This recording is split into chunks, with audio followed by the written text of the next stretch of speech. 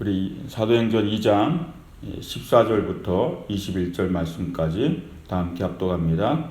베드로가 11 사도와 함께 서서 소리 높여 이르되 유대인들과 예루살렘에 사는 모든 사람들아, 이 일을 너희로 알게 할 것이니 내 말에 귀를 기울이라. 때가 제3시니 너희 생각과 같이 이 사람들이 취한 것이 아니라 이는 곧 선지자 요엘을 통하여 말씀하신 것이니, 일렀을 하나님이 말씀하시기를 말세에 내가 내 영을 모든 육체에 부어주리니 너희의 자녀들은 예언할 것이요 너희의 젊은이들은 환상을 보고 너희의 늙은이들은 꿈을 꾸리라. 그때에 내가 내 영을 내 남종과 여종들에게 부어주리니 그들이 예언할 것이요 또 내가 위로 하늘에서는 기사를 아래로 땅에서는 징조를 베풀리니 곧 피와 불과 연기로다. 주의 크고 영화로운 날이 이르기 전에 해가 변하여 어두워지고 달이 변하여 피가 되리라. 누구든지 주의 이름을 부르는 자는 구원을 받으리라 하였느니라. 아멘. 한번 따라 하시기 바랍니다. 말세의 징조와 성령, 그리고 구원. 오늘 본문의 내용이 바로 말세의 징조 그리고 성령과 함께 그리고 구원에 대한 얘기를 하는 게 오늘의 본문입니다. 베드로의 설교가 이제 시작되는 거고요. 성령의 임하심을 보고 방언들을 말하기 시작하니까 많은 사람들이 놀라기도 했지만 어떤 사람들은 조롱을 했어요. 저 사람들이 술에 취했다. 그래서 이렇게 말들을 막 이상한 말들을 하니까 술에 취했다 그러니까 베드로가 성령에 감동해가지고 내 말에 귀를 기울이라 이러면서 이제 베드로의 설교가 여기서부터 시작이 되지는 거예요. 그래서 14절에서 15절 보면 베드로가 11 사도와 함께 서서 소리 높여 이르되 유대인들과 예루살렘에 사는 모든 사람들아, 이 일을 너희로 알게 할 것이니 내 말에 귀를 기울이라. 때가 제3시니 너희 생각과 같이 이 사람들이 취한 것이 아니라. 삼시는 그러니까 성경에 보면 3시, 6시, 9시 많이 나오는 거예요. 3시. 그럼 9시, 12시, 3시. 그렇게 아시면 돼요. 그러니까 3시가 많이 나와요. 3시는 오전 9시예요. 그래서 오전 9시에 누가 술에 취해 있냐는 거죠. 지금 때가 제3시니. 그러니까 성령이 임하고 그게 이런 사건이 이제 오전이라고 보시면 되죠. 그리고 각 사람들이 막 방언을 말하고 기도하고 정확한 시간이 언제 임했는지는 모르지만 아마 성령을 받고 밤새 기도한 거로 볼 수도 있고요. 어쨌든 사람들이 본 것은 9시 정도에 이제 그 광경을 본 거고, 장로들의 유전에 의해서 낮에나 아침에는 술을 먹지 않습니다. 아침에는 이 사람들이 술을 먹어도 밤에 먹지, 그 법을 지키니까요. 유대인들이. 그러니까 베드로가 얘기하는 거죠. 지금 때가 제3시니 오전 9시인데 이들이 술에 취한 것이 아니다. 그러면서 이것은 선지자, 구약의 선지자 요엘 선지자가 예언한 것이 이루어진 것이다. 그러면서 설교가 시작되는 거예요. 그래서 오늘 이 베드로의 설교에 나오는 이 내용이 전부 다 요엘 선지자의 그 예언을 인용한 내용들이에요. 피로 변하느니 뭐니 막 이런 내용들이에요. 남종과 여종에게 부어주리니 늙은이들은 환상을 보고 막 이런 모든 내용이 이게 요엘서의 내용이에요. 이게 놀라운 거죠. 그리고 이 성령이 임한 사건을 구약의 요엘 선지자의 이야기를 통해서 지금 베드로가 설교를 하는 거예요. 말하자면 그 요엘서를 본문으로 해서 설교를 하듯이 이제 내용이 지나간 거죠. 그래서 이 요엘서의 그 예언을 베드로가 정리를 하면 바로 말세와 내 영 그리고 마지막 때 이 말세에 이루어질 징조들, 땅의 징조와 하늘의 징조들, 그런 것들을 지금 함축적으로 설교에 지금 담겨져 있는 게 오늘 이 사도행전의 본문이라는 거예요. 그래서 이 16절, 17절 보면 이렇게 얘기하죠. 베드로가 이는 곧 선지자 요엘을 통하여 말씀하신 것이니, 일렀을 하나님이 말씀하시기를 말세에 내가 내 영을 모든 육체에 부어주리니. 말세가 나와요. 여기서 말세에 내가 내 영을 모든 육체에.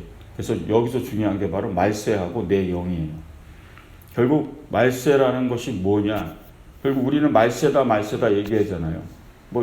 최후의 날이다. 이제 지구가 멸망하는 날이다. 주님이 오셔서 심판하는 마지막 때다. 말세를 다 이해하죠. 그 말세 때에 일어나는 일이 뭐냐면 내 영을 모든 육체에 부어주시겠다는 거예요. 성령을 모든 이에게 부어주신다라는 것이 이 요엘 선지자의 이 중요한 예언이었어요. 그래서 성경에서 이 말세를 얘기하면 질문이 되게 많아요.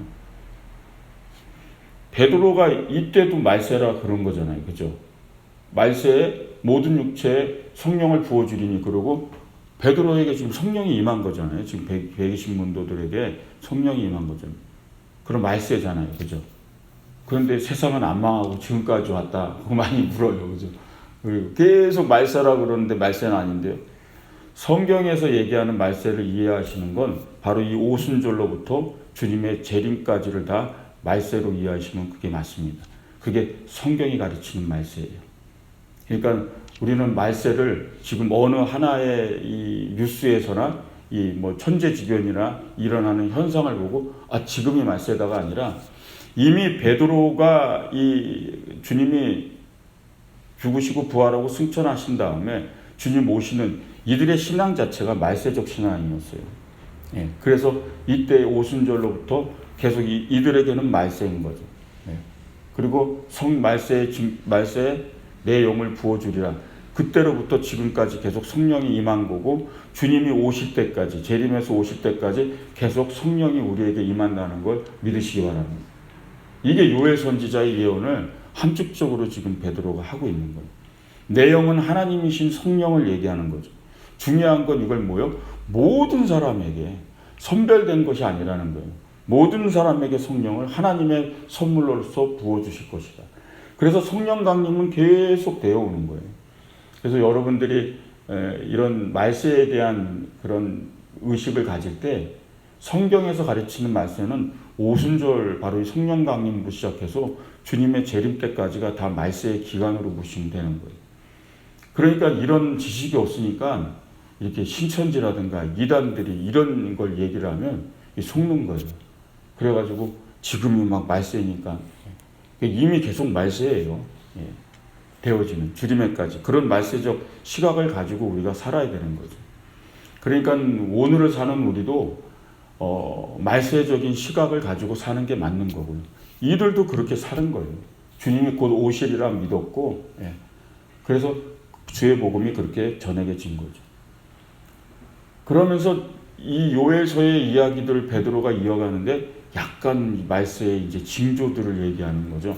근데 이게 전부 다 요엘서를 인용한 말이에요.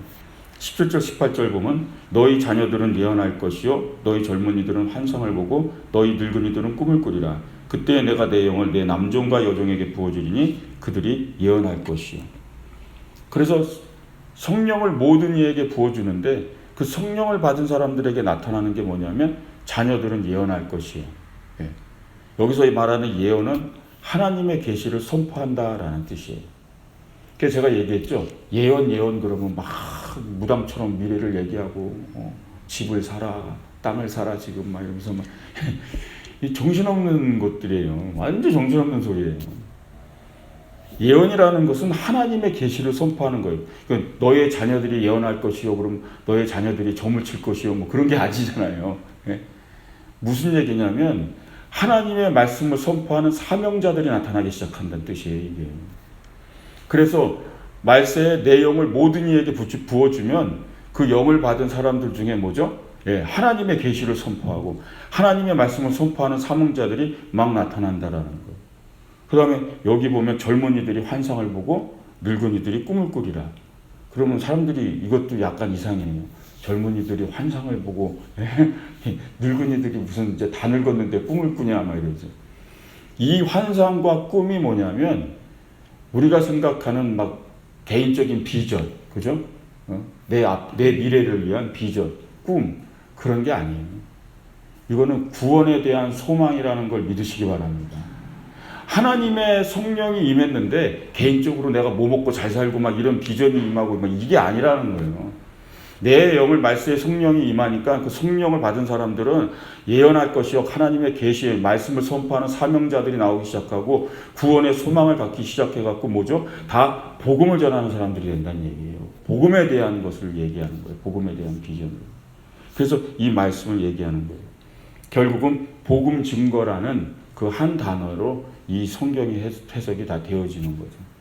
그래서 늙은이든 자녀든 젊은이든 할 것 없이 모여 다 주님의 복음을 전하게 된다라는 거예요.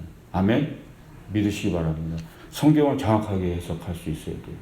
그래서 말세에 모든 이에게 성령이 임하면 애든 어른이든 나이 든 사람이든 할 것 없이 구원에 대한 소망을 가지고 주의 복음을 증거하기 시작한다는 거죠. 아이든 자녀든 늙은이든 할 것 없이 뭐죠? 하나님의 말씀을 선포한다는 거죠. 그 사명자들이 나오기 시작한다는 거죠. 그러면서 이제 요엘서의 땅의 징조와 하늘의 징조, 즉 말세의 징조를 베드로가 얘기하는 거예요. 그러면서 19절에 얘기하죠. 또 내가 위로 하늘에서는 기사를 아래로 땅에서는 징조를 베풀리니 곧 피와 불과 연기로다. 요엘서의 그 이야기를 함축적으로 지금 베드로가 얘기한 거예요. 말세에 뭐죠? 하늘의 징조가 있을 거고 땅의 징조가 있을 거다 얘기했는데 이 요엘서의 이 말씀은 계시록하고 이어서 이걸 봐야 돼요. 그래서 계시록은 성경으로 해석을 하기 시작해야 돼요. 가장 해석하기 좋은 것은 성경으로 계시록을 보는 거지. 계시록은 정말 막 해석하면 이게 너무 막 그냥 내 생각으로 막 넘어가도 안 되고요. 이 위험한 해석이거든요. 그래서 오늘 이 부분을 통해서 제가 계시록을 평상시에 여러분들 안 읽으시잖아요, 그죠? 계시록을 제가 같이 대비해서 말씀을 드릴 텐데요. 다 무서운 얘기들이에요. 이게 다 심판에 대한 얘기들이에요. 땅의 징조와 하늘의 징조. 먼저 땅의 징조를 얘기하는 거예요. 베드로가 뭐라 하니까 땅에서는 피와 불과 연기가 막 나타날 것이다. 계시록 16장 3절에 4절에 보면 계시록은 그 천사가 인을 치는 부분이 있고요. 이 대접을 쏟는 그런 심판들이 내용이 있어요. 그래서 계시록 16장에 가면 첫째 천사, 둘째 천사에서 일곱째 천사까지 이 천사가 그 대접을 어디다가 쏟느냐에 따라서 일어나는 심판들이 있어요. 이게 이제 둘째 천사가 3절 4절에 이제 나옵니다. 둘째 천사가 그 대접을 바다에 쏟음에 바다가 곧 죽은 자의 피가 같이 되리니 바다 가운데 모든 생물이 죽더라. 셋째 천사가 그 대접을 강과 물 근원에 쏟음에 피가 되더라. 이게 땅의 징조예요.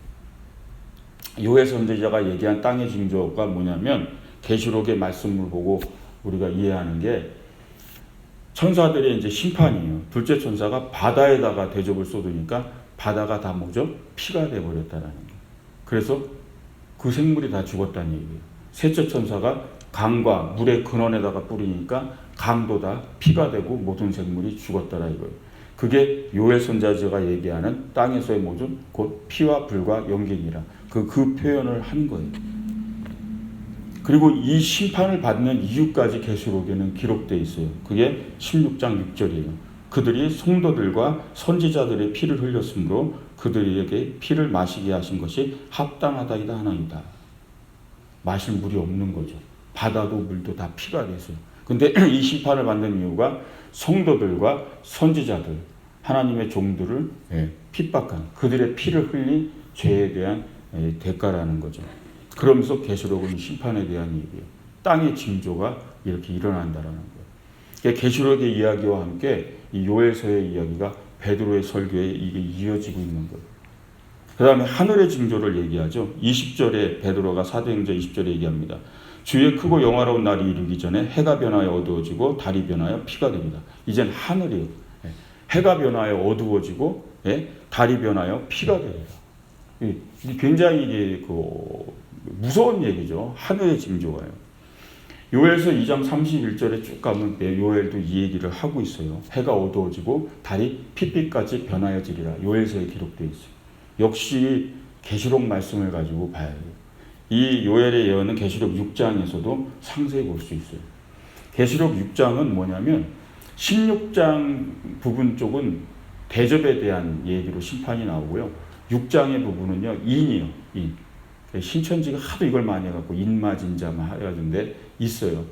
그래서 첫째 인을 뗄 때, 둘째 인을 뗄 때, 셋째 인을 뗄 때마다 징조들이 일어나요.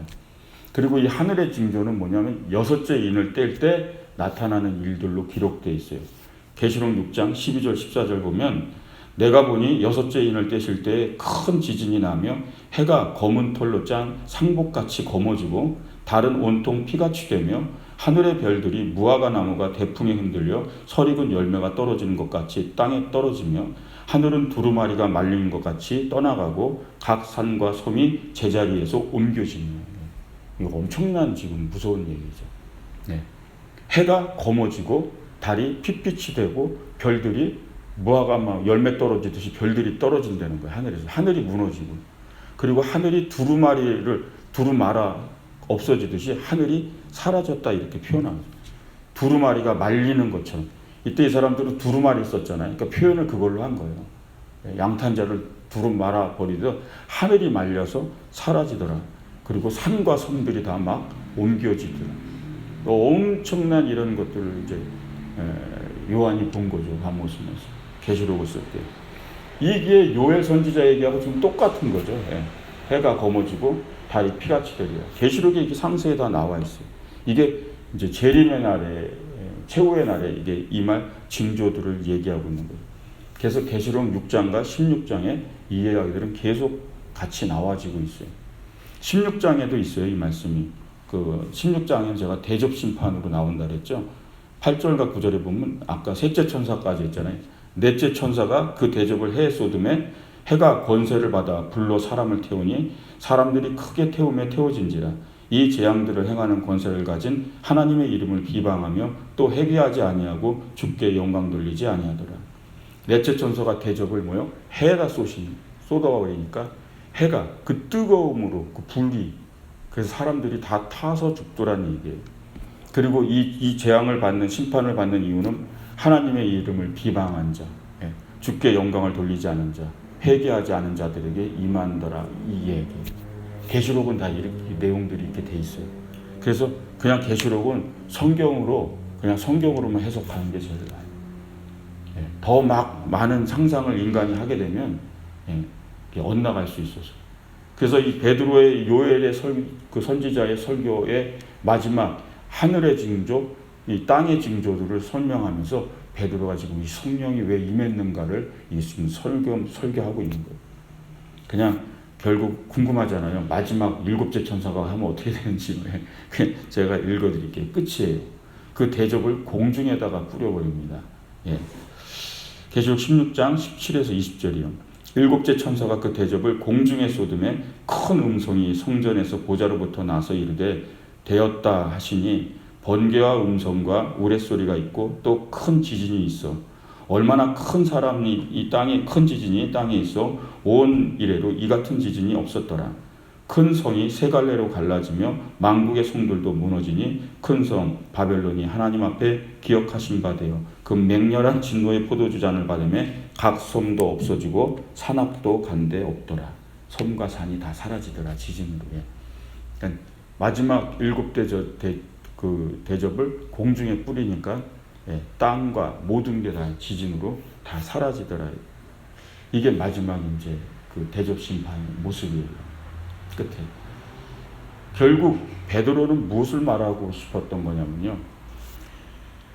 요엘 선지자의 구약의 이 이야기를 딱 해주면서요. 이 마지막 하늘의 징조와 땅의 징조를 얘기하면서 이 심판, 이 말세의 징조, 여기서 하나님이 우리에게 영을 모든 사람에게 부어주시면서 왜 우리에게 지금 이 성령이 임했는가를 구약의 요엘 선지자를 통해서 말세의 징조, 하늘의 징조와 땅의 징조를 다 설명하면서 이 심판에서 누가 구원할 수 있느냐, 이게 베드로의 설교의 핵심이었다는 거예요. 이렇게 되어질 심판에서 과연 누가 우리를 구원할 수 있는 것이냐. 그리고 오늘 21절이죠. 마지막 결론이에요. 뭐라고 나와 있죠? 누구든지 주의 이름을 부르는 자는 구원을 받으리라 하였느니라. 이 얘기를 하고 싶었던 거예요, 베드로. 이 심판에서 누가 과연 구원을 받을 수 있겠냐. 그런데 누구든지 주의 이름을 부르는 자는 구원을 받으리라. 중요한 건 이 주가 누구냐는 거예요. 그걸 설명하는 게 베드로의 설교가 이제 계속 이어지는 거예요. 이 주가 누구였는지. 뒤에 나오지만 니들이 못 박아 죽였다 얘기하는 거예요. 이 주를 불러야 이 주님만이 구원을 받을 수 있는데 그 주를 너희가 못 박아 죽었다. 여러분 이 베드로의 설교를 보면서 많은 사람들이 이해 못하는 게 베드로의 설교가 대단한 것 같지 않은데 설교를 듣고 마음에 찔려 어찌할꼬 막 회개했다 그러잖아요. 이 내용을 얘기했기 때문에 그래요. 이들은요 구약은 잘 알아요. 이 유대인들은요. 그래서 요엘 선지자의 구약을 인용해서 설교를 한 거예요. 베드로가요. 너희가 알지 않냐 이 요엘 선지자의 심판을. 그리고 이 심판에서 구원할 자가 오셨는데 니들이 못 박아 죽였다. 그러니까 이들이 어찌할꼬 통회하고 회개한 거예요. 그리고 구주 메시아 예수 그리스도를 베드로가 설교하는 게 이 내용에 이어진 거죠. 대단한 거죠. 설교 원고를 준비한 것도 아니에요. 베드로가요. 성령이 임하고 준비된 설교도 아니에요. 원고가 있는 설교도 아니에요. 성령의 감동으로 그 즉시 구약의 요엘 선지자의 이야기를 들으면서 이들을 향해 지금 얘기한 거죠. 갈릴리 총구석의 베드로가 더 이상 아니에요. 어부 베드로가 아니에요. 말 그대로 오늘 뭐죠? 모든 이에게 내용을 부어주리니 그 영이 임한 사람은 뭐요? 예, 자녀들은 예언할 것이요 환상을 보고 꿈을 꾸리라는 것처럼 베드로가요. 예, 하나님의 영이 임하니까 하나님의 말씀을 선포하는 거예요. 주님의 계시를 전하는 말씀의 선포자, 그 사명자의 그 사역을 하고 있더라는 거죠. 그게 오늘의 본문의 역사인 걸 믿으시기 바랍니다. 구약을 이용하며 말세와 내용, 즉 성령, 예? 그리고 그 징조를 얘기하면서 구원이요. 가장 큰 핵심. 이 심판에서 구원할 자가 누구냐? 그가 바로 예수 그리스도이다. 주의 이름을 부르는 자들은 그러나 다 구원을 얻는 줄 믿으시기 바랍니다. 오늘 계시록의 말씀과 함께 이 말씀을 나눴는데요.